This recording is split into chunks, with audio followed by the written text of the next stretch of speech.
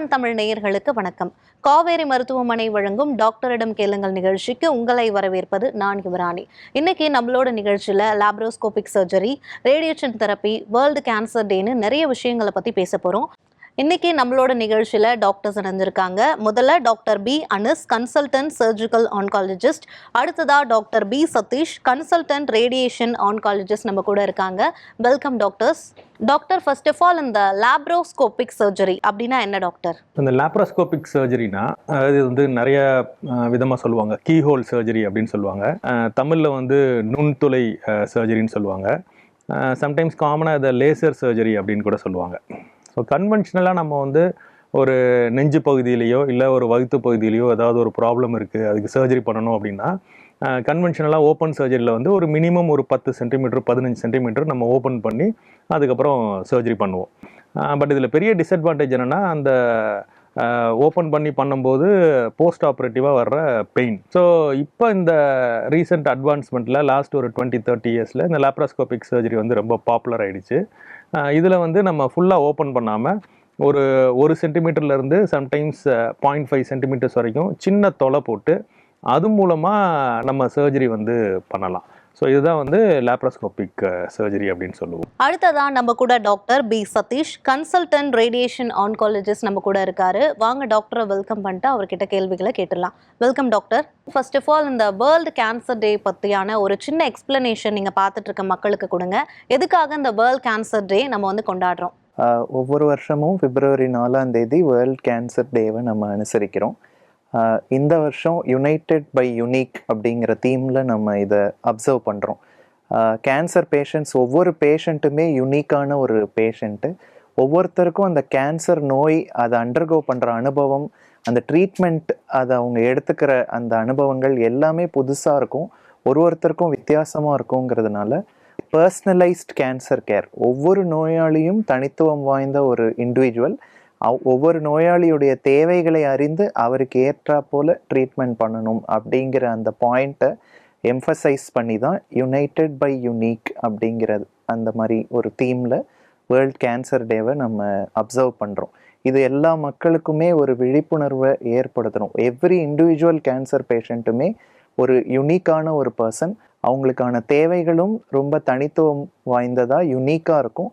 அதை அறிந்து அதை சரியான முறையில் சிகிச்சை பண்ண வேண்டிய அவசியத்தை வலியுறுத்தி இந்த வேர்ல்ட் கேன்சர் டேவை நம்ம எவ்ரி இயர் February 4th அன்னைக்கு அப்சர்வ் பண்ணுறோம்.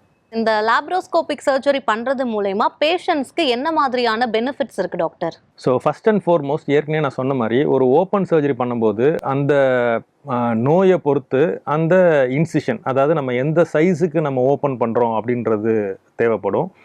மினிமம் சம்டைம்ஸ் ஒரு 10 சென்டிமீட்டர்ஸ்லேருந்து ஒரு பெரிய சர்ஜரிஸ்னால் சம்டைம்ஸ் ஒரு 15-20 சென்டிமீட்டர்ஸ் என்டையர் அப்டமனே நம்ம ஓப்பன் பண்ணுவோம்.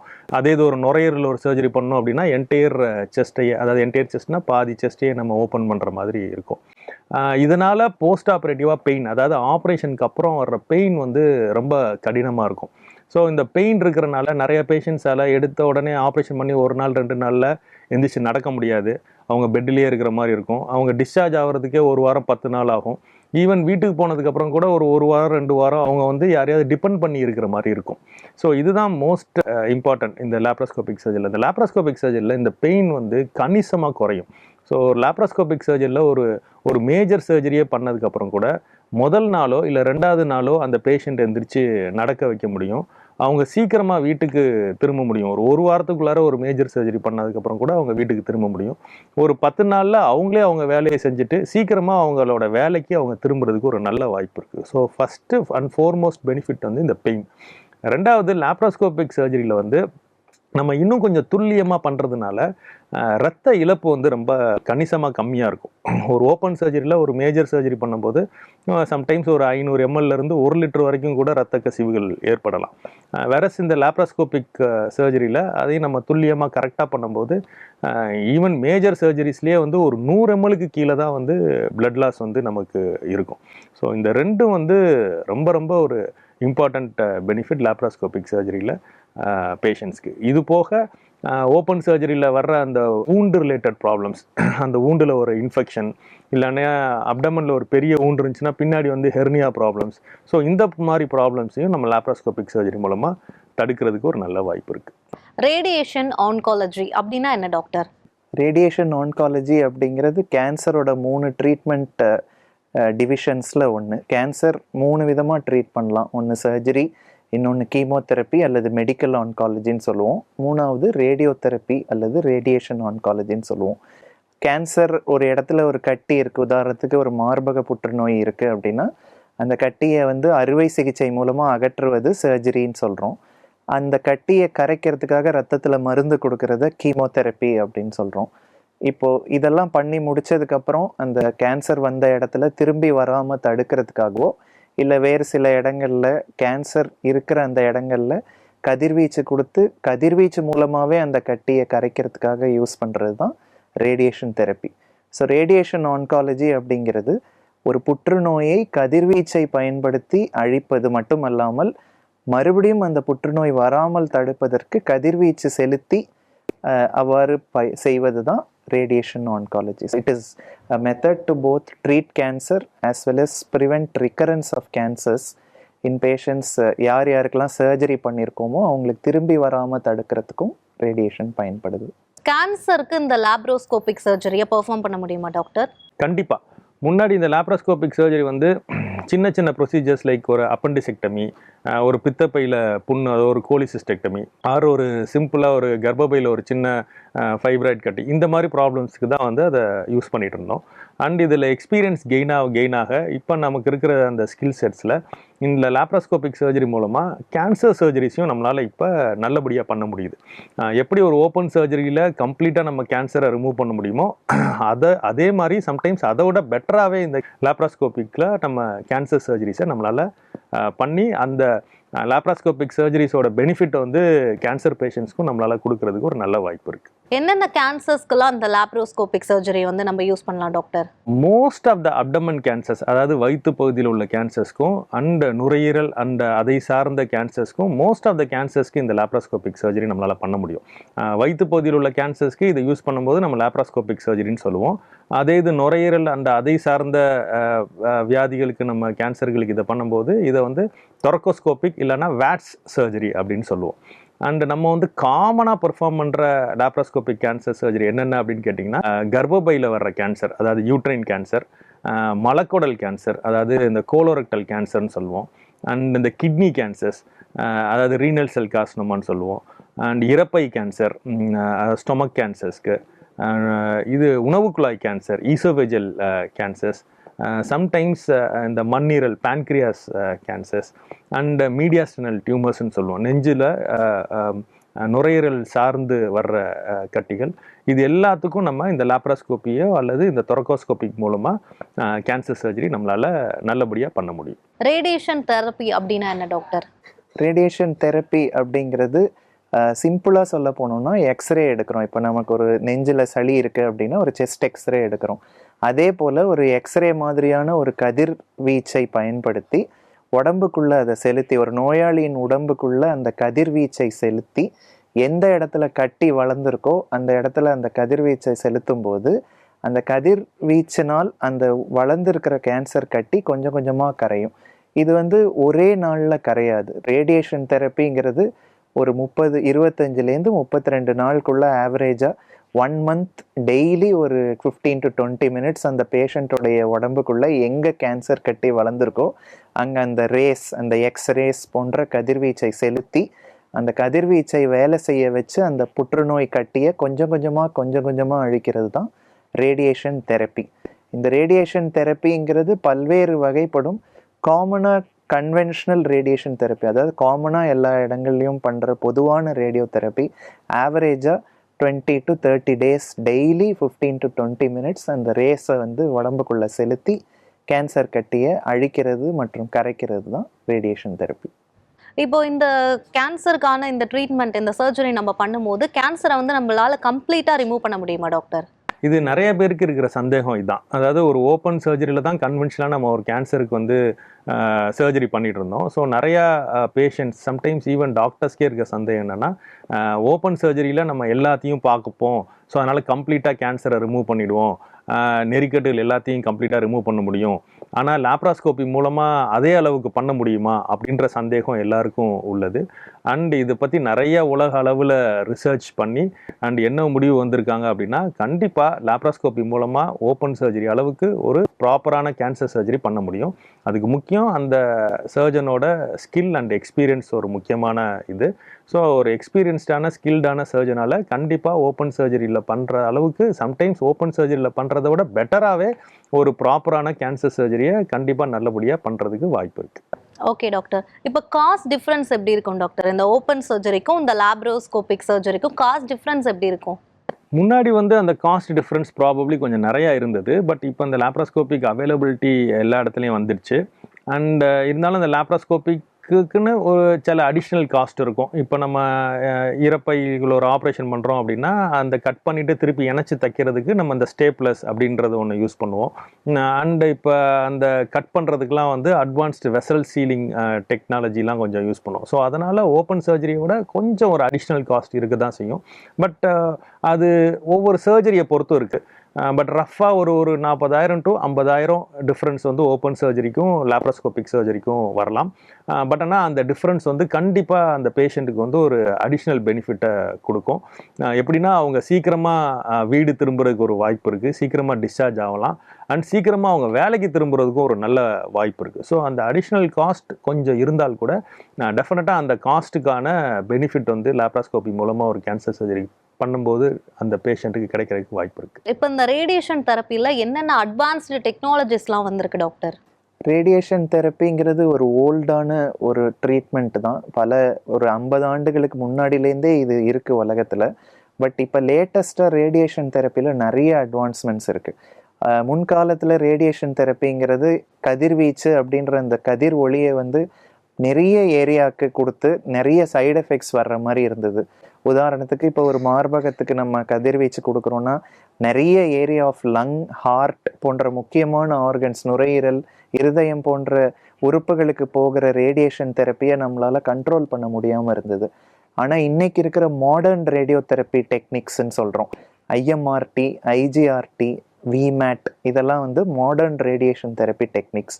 இந்த டெக்னிக்ஸோட அட்வான்டேஜ் என்ன அப்படின்னா, கதிர்வீச்சை ரொம்ப துல்லியமாக நம்மளால் செலுத்த முடியும். எப்படி ஒரு ஷூட்டர் ஒரு கன்னை ஃபோக்கஸ் பண்ணி ரொம்ப தொலைவில் இருக்கிற ஒரு டார்கெட்டை ரொம்ப ஸ்பெசிஃபிக்காக டார்கெட் பண்ணி அடிக்கிறாங்களோ, அதே போல் ரேடியேஷன் தெரப்பியுமே ஒரு உடம்புக்குள்ளே இருக்கிற டீப்பாக ஆழமாக இருக்கிற ஒரு கேன்சர் கட்டியை வெளியிலேருந்தே ஒரு ரேஸை பாய்ச்சி உடம்புக்குள்ளே அதை அழிக்கிறது மட்டும் அல்லாமல் அந்த எந்த உறுப்பில் அந்த கட்டி வளர்ந்துருக்கோ அந்த உறுப்பு பக்கத்தில் இருக்கிற முக்கியமான organs, for example lung, heart, இந்த மாதிரி முக்கியமான ஆர்கன்ஸுக்கு அந்த ஹார்ம்ஃபுல் ரேடியேஷன் படாத மாதிரி ரொம்ப ப்ரிசைஸாக ரொம்ப துல்லியமாக வழங்கக்கூடிய அந்த ஹை ப்ரெசிஷன் ரேடியேஷன் தெரப்பி தான் இன்னைக்கு இருக்கிற லேட்டஸ்ட் ரேடியேஷன் ஆன்காலஜியோட most advanced form of radiation therapy. அதுலேயுமே ஐஎம்ஆர்டி, விமேட், ரேப்பிடார்க்கு நிறைய டெக்னிக்ஸ் இன்னைக்கு வந்திருக்கு. ரேடியேஷனை துல்லியமாக கொடுக்கறது மட்டும் அல்லாமல் மிக குறைந்த நேரத்திலையும் கொடுக்குற மாதிரியான அட்வான்ஸ்மெண்ட்ஸ் இன்னைக்கு வந்திருக்கு. நான் ஏற்கனவே சொன்னது போல் ரேடியேஷன் தெரப்பி பொதுவாக 20 நாள்லேருந்து 30 நாட்கள் வரைக்கும் கொடுக்குற மாதிரி இன்னமுமே அதுதான் காமன் கன்வென்ஷனலாக ஒரு ப்ராக்டிஸாக இருந்துகிட்ருக்கு. பட் ஸ்டீரியோடாக்டிக் ரேடியோ தெரப்பி அப்படின்ற latest advanced form of radiation மூலமாக 20லேருந்து 30 நாள் கொடுக்க வேண்டிய ரேடியேஷன் தெரப்பியை ஒரு 4-5 நாட்கள்லேயோ இன்னும் துல்லியமாக ஒரே நாள்லேயே கூட கொடுக்க முடியும் ஒரு சில ஸ்பெசிஃபிக் கேன்சர்ஸில். அதை ஸ்டீரியோடாக்டிக் ரேடியோ தெரப்பின்னு சொல்கிறோம்.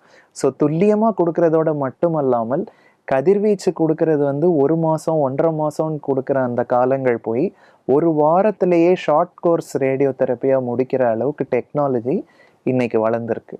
So safe delivery, short delivery and quick delivery of radiation மூணையுமே இன்னைக்கு இருக்கிற IMRT, IGRT and stereotactic radio therapy மூலமாக நம்மளால் பேஷண்ட்டுக்கு கொடுக்க முடியுது. இதனால் பேஷண்ட் இப்போ வெளியூர்கள்லேருந்து வராங்க அப்படின்னா ஒரு 1 வீக் இன்னொரு ஹாஸ்பிட்டலில் தங்கி இருந்தாலே போதும். 1 வீக்குள்ளேயே இந்த ரேடியேஷன் தெரப்பியை முடிச்சுட்டு அவங்களால திரும்பி போக முடியும். அந்த மாதிரி அட்வான்சஸ்லாம் இன்றைக்கி ரேடியேஷன் தெரப்பியில் இருக்குது. ரொபாட்டிக் சர்ஜரினா என்ன டாக்டர், அதை பத்தி சொல்லுங்க. இந்த ரொபோட்டிக் சர்ஜரின்றது இப்போ ரீசெண்டாக வந்த ஒரு அட்வான்ஸ்மெண்ட். அது லேப்ராஸ்கோபிக் சர்ஜரியில் ஒரு சின்ன 2-3 லிமிட்டேஷன்ஸ் இருக்குது. என்னன்னு கேட்டிங்கன்னா, நம்பர் 1 வந்து லேப்ராஸ்கோபிக் சர்ஜரியில் 2D விஷன் தான் நமக்கு கிடைக்கும். அஃப்கோர்ஸ் இப்போ சம் ஆஃப் த லேப்ராஸ்கோப்பியில் 3D விஷன்ஸும் இருக்குது. But most of the laparoscopy நம்ம யூஸ் பண்ணுறதுல 2D விஷன் தான் இருக்கும்.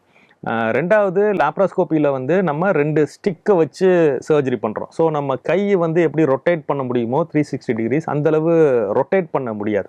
ஸோ ஒரு டிஃபிகல்ட்டான ஏரியாஸில் வந்து தையல் போடுறதுக்கோ இல்லைனா ஒரு பிளட்டு லீக் ஆச்சுன்னா அதை கண்ட்ரோல் பண்ணுறதுக்கோ வந்து லேப்ராஸ்கோப்பியில் சம்டைம்ஸ் கஷ்டமாக இருக்கும்.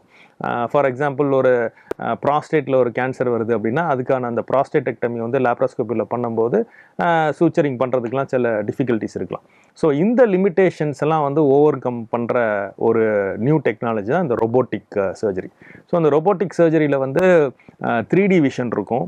அண்ட் அந்த நம்ம இன்ஸ்ட்ருமெண்ட்டோட ஆர்டிகுலேஷன் வந்து 360 டிகிரிஸ் ஆர்டிகுலேஷன் இருக்கும்.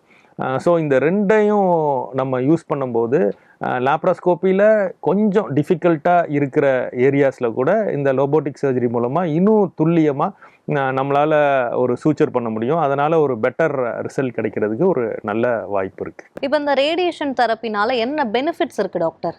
ரேடியேஷன் தெரப்பியோட மெயின் பெனிஃபிட், நம்பர் 1 பெனிஃபிட்டாக நம்ம சொல்கிறது ஆர்கன் ப்ரிசர்வேஷன், அதாவது ஒரு உறுப்பை பாதுகாத்தல். நான் உதாரணத்துக்கு இப்போ ஒருத்தருக்கு தொண்டையில் கேன்சர், குரல் வளையில் கேன்சர், கிளாட்டிக் கேன்சர்னு சொல்கிறோம். இப்போ குரல் வளை மனிதருக்கு ஒரே ஒன்று தான் இருக்குது. அந்த குரல் வளையை நம்ம ஆப்ரேஷன் பண்ணி எடுத்து வெளியில் போட்டோம்னா ஜென்மத்துக்கும் அவரால் பேசவே முடியாது, லைஃப் லாங்காக பேச முடியாமல் போயிடும். இது போல் மூளையில் ஒரு இடத்துல கட்டி இருக்குது, அந்த இடத்துல இருக்கிற கட்டியை நம்ம கட் பண்ணி எடுத்துட்டோம்னா அதுக்கப்புறம் நிரந்தரமாக அந்த நோயாளியால் நடக்க முடியாது, இல்லை கை தூக்க முடியாது.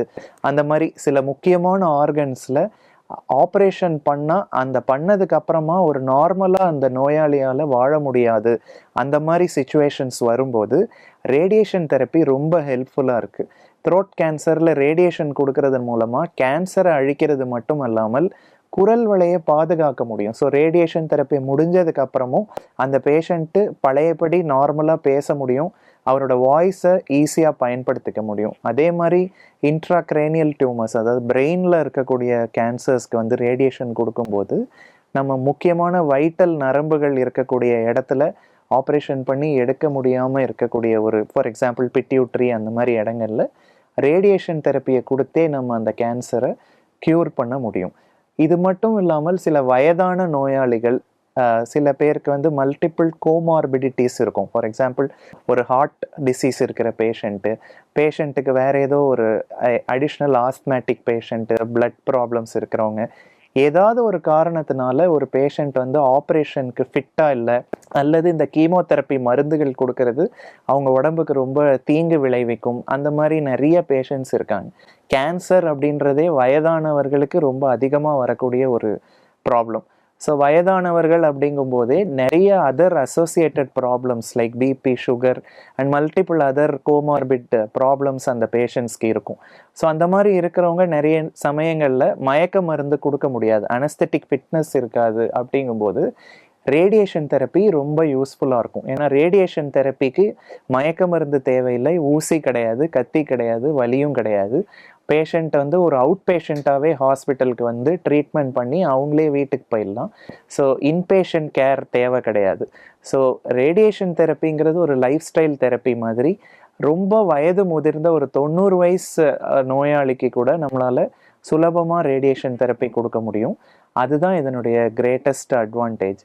செகண்ட் அட்வான்டேஜ் என்ன அப்படின்னு பார்த்தீங்கன்னா, ரேடியேஷன் தெரப்பி அப்படிங்கிறது ஸ்டாண்டலோனாகவும் சில இதில் யூஸ் பண்ணுறோம், ப்ளஸ் அட்ஜங்க்ட் ரேடியேஷன் தெரப்பின்னு சொல்லுவோம். சர்ஜரி பண்ணாலும் கீமோதெரப்பி கொடுத்தாலுமே 40 to 50% ஆஃப் த பேஷண்ட்ஸ்க்கு ரேடியேஷனும் தேவைப்படுற மாதிரி இருக்கும். நம்ம முதல்ல பேசினது சர்ஜரி பண்ண முடியாத பேஷண்ட்ஸ்க்கு ரேடியேஷன் தெரப்பியை பற்றி பேசினோம்.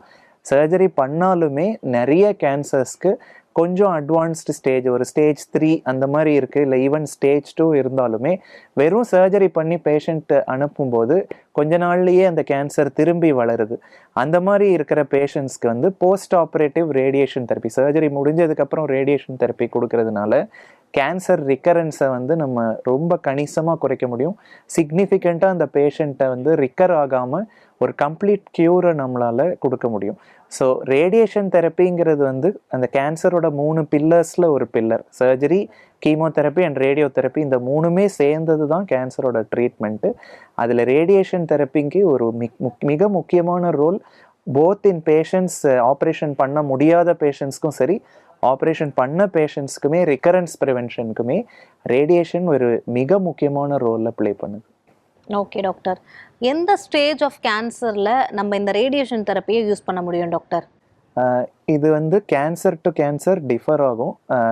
யூஸ்வலாக பொதுவான கருத்தை மட்டும் நான் சொல்கிறேன். யூஸ்வலாக கொஞ்சம் லோக்கலி அட்வான்ஸ்ட், அதாவது 2வது 3வது கட்ட கேன்சர்ஸ்க்கு தான் ரேடியேஷன் தெரப்பியை யூஸ்வலாக யூஸ் பண்ணுவோம். ஏர்லி கேன்சர்ஸ், ரொம்ப ஆரம்ப கட்டத்தில் இருக்கிற கேன்சர்ஸ்க்கு பொதுவாக சர்ஜரி பண்ணுவோம். பட்டு அது எல்லா கேன்சருக்கும் காமன் கிடையாது. எந்த ஆர்கனில் அந்த கேன்சர் உருவாயிருக்குங்கிறது ரொம்ப இம்பார்ட்டண்ட். உதாரணத்துக்கு இப்போ வோக்கல் கார்ட் கேன்சர்ஸ்லாம் வந்தது அப்படின்னா ஆரம்ப கட்டமாக இருந்தாலுமே ரேடியேஷன் தெரப்பி கொடுக்கறதன் மூலமாக நம்ம அந்த ஆர்கனை ப்ரிசர்வ் பண்ண முடியும். அதே போல் ப்ராஸ்டேட் கேன்சருக்குமே இன்றைக்கி இருக்கிற மாடர்ன் மெடிக்கல் அட்வான்ஸ்மெண்ட்ஸில் ப்ராஸ்டேட் சர்ஜரிஸ்க்கு பதில் ப்ராஸ்டேட் ரேடியோ தெரப்பி வந்து ஒரு painless alternative solution. Especially prostate மாதிரி கேன்சர்ஸ் வந்து ரொம்ப வயது முதிர்ந்த பீப்புளுக்கு, வயதானவர்களுக்கு வரும்போது நம்ம ரொம்ப சுலபமாக மயக்க மருந்து இல்லாமல், பெரிய அனஸ்தட்டிக் ரெக்குவயர்மெண்ட்ஸ் இல்லாமலே ரேடியேஷன் தெரப்பியை நம்ம பண்ண முடியும்.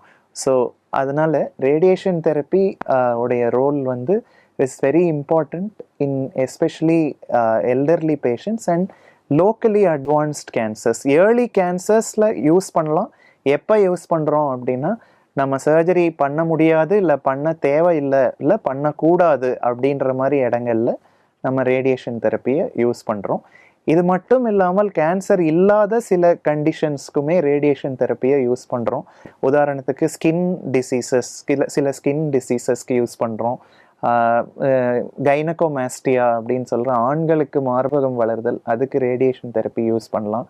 கீலாய்டுன்னு சொல்லக்கூடிய அளவுக்கு அதிகமாக சதை வளருதல், காயம் ஏற்பட்ட இடத்துல அளவுக்கு அதிகமாக சதை வளரும் போதும் ரேடியேஷன் தெரப்பி யூஸ் பண்ணலாம். இவ்வளோ நேரமாக நிகழ்ச்சியில் கலந்து கொண்டு ரேடியேஷன் தெரப்பியை பற்றியும், வேர்ல்டு கேன்சர் டே பற்றியும், லாப்ரோஸ்கோபிக் சர்ஜரி பற்றியும் நிறைய விஷயங்களை பகிர்ந்துக்கிட்டீங்க. ரொம்ப ரொம்ப நன்றி டாக்டர்ஸ். நேயர்களே, மீண்டும் மற்றொரு நிகழ்ச்சியில் சந்திக்கலாம். நன்றி, வணக்கம்.